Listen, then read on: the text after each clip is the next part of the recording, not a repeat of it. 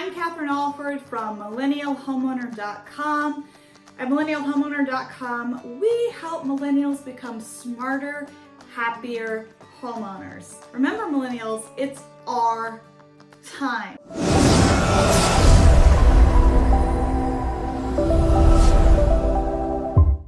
Today, I want to talk about how long it takes to buy a house. If you've never bought a house before, you might be wondering, if I want to buy one, how long will it take for me to actually get the keys to the front door and finally have a place of your own? I can tell you from my experience, it took about 3 to 4 months from starting the process of finding a house to actually closing, getting the keys, and moving in. And so the timeline is really going to be different for everyone, because if you want to buy a house and be 100% financially ready to do so, it's actually the first step that might take the longest. So the very first step before buying a house is to take a hard look at your personal finances.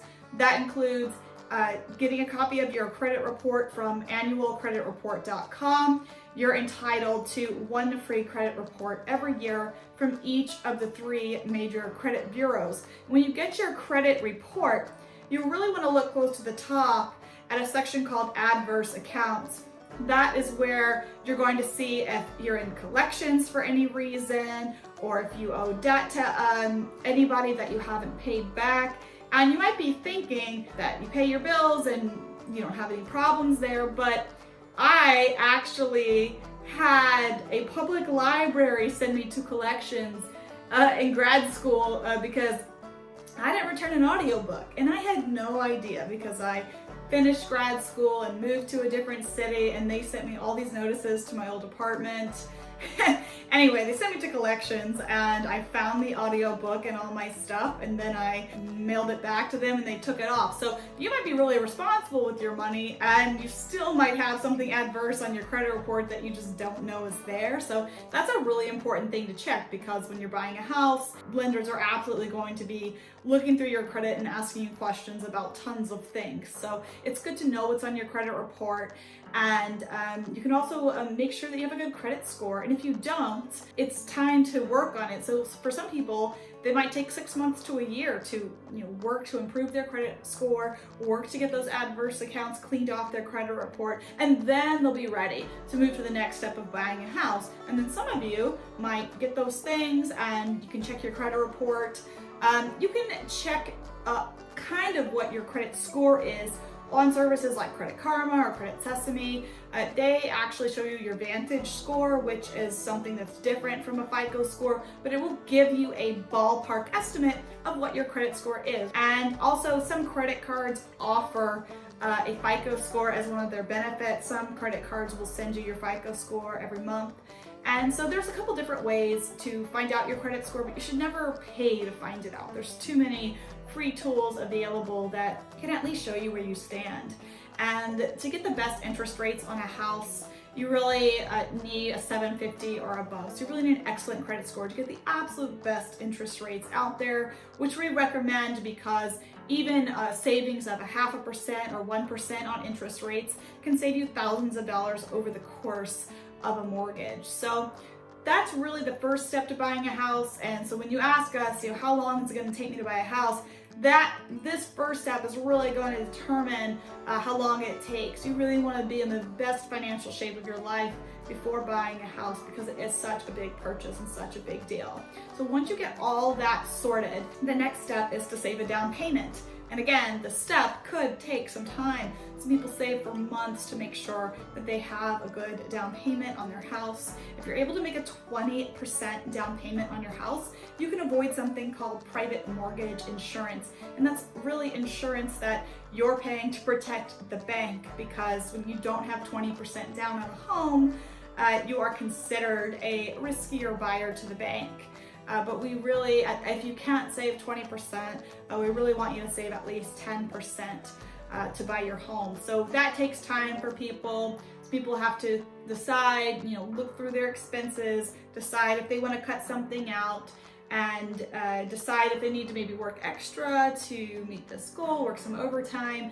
And again, this step could also lengthen the time it takes to buy your house, but it's a really worthwhile one because people who have solid down payments and excellent credit scores really do qualify for some of those really good loans with competitive interest rates. So these first two steps are really important. Once you have those things down, the next step is to get pre-approved. This is when you go to different lenders. We recommend speaking to about 3 to 5 different lenders to make sure that you have a choice when it comes to your home loan. And once you get pre-approved, you can find a realtor is the next step, and your real estate agent can hear everything that you want, everything that you hope to find in your dream home. We really recommend to find a real estate agent that is familiar with first-time home buyers, who enjoys working with first-time home buyers, because when you're buying your first house, you have a lot of questions, and some real estate agents are, more patient, more interested in helping people with this big life choice. So when you're looking for real estate agents, you ask them, how many of your clients are first-time home buyers, and do you even like working with first-time home buyers? And that will really help you find someone who's going to advocate for you and who's going to hold your hand through the process and answer your questions. So your real estate agent is going to take you to tour houses, go to open houses. That'll be your next step. That's a really fun step. The first couple steps of, making sure your finances are in order and saving the down payment, those are the hard steps. But once you get the real estate agent, you're pre-approved, you get the real estate agent, now you get to go house hunting. Now's the fun part. This is what you've been waiting for. And once you find a house that you like, the next step is you're going to make an offer. Now, that could go a number of ways. When I bought my house, there were 5 offers on the house. And so we knew that this was a really competitive market at a really competitive time in the spring. And even our real estate agent was surprised that we got our house. But I wrote this nice letter about how it was our first home and about how it was going to be our kids' first time having a backyard. We'd lived in a small apartment before, and how much we were looking forward to it, and how the house was, perfect for us, perfect starter home. And we got the house. I think it also helped that we had really solid credit scores, solid financing. We had put a large deposit down, so they knew we were really serious buyers and that we were very likely to follow through with the closing process. But it was definitely more competitive than I anticipated. And so I think setting those expectations when you're making offers, getting counter offers, or getting declined for a house. I remember the house we liked before this one, we'd seen it and we talked about it that night. The next morning we called our realtor and we said, okay, we do want to make an offer on that one. And she said, it sold last night in a full cash offer, like it's gone, so we need to find something else for you. So just being prepared and trying not to get too caught up emotionally or too emotionally attached to a house is really important, because it helps you protect your money. It helps prevent you from doing things like offering $20,000 over asking and getting too attached to something. So just know that when you're in this offer, make an offer, counter offer, get declined, your offers get declined, a lot of different things can happen. So this phase can take some time. And for some people, it might take them months to find a house that works for them, a house in the right school district they want, a house that's close enough to work. So this, depending on where you live and how hot the market is, this could also take some time too. But once your offer is accepted, the next step is that you're going to get a house inspection. That house inspection might reveal different things about the house that, again, you might need to negotiate, you might need to get fixed before you move in, or sometimes if a homeowner doesn't want to fix it, they might apply the credit to your closing costs. There's a lot more negotiation that happens after the home inspection too. Also, you might decide that the home inspector finds a big enough problem that you'd like to walk away, and so that brings up a whole nother round of negotiations, and then you might have to go back to the drawing board and start again. So again, this is kind of a long process, but if you get all the way through it and you agree with your seller, things that you want to fix after the home inspection, then you will work with your lender and you'll set a closing date.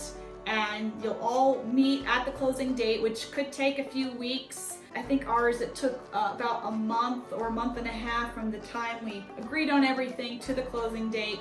At that time, that's when your lender's gonna check all your finances. That's when they're gonna go through everything with the fine-tooth comb, and you're going to bring probably one of the biggest checks you've ever written to closing, and that's when you get your keys, and that's when you get to come and be a homeowner for the first time. So that was a lot of steps, I know. And so if you came here, you're looking for how long does it take to buy a house, what you know now is that it really varies. It varies on you, your personal finances. It varies depending on how much of a down payment you want to save for your house. It really varies on the market. If you're in a highly competitive market, you might have to offer on a lot of different houses before your offer is finally accepted on one. And so it can be quite a long process. It can be as short as finding a house you like and it working out beautifully and you close a month later, all the way to, over a year of taking the time to work to repair your credit and save that down payment and look for houses. So it can take some time, but at least now you know a lot of the steps that it will take, and it can give you a little bit more awareness about the process, about how long it can be, and some of the things you need to look out for. So I hope this helped give you a little bit of insight on how long it takes to buy a house. If you like this video, please press like below. We have lots more videos specifically for millennials. We are here for you on your homeowner journey. So please subscribe so you can see all of our future videos. Once again, I'm Catherine Alford with millennialhomeowner.com, and thanks for watching. Bye.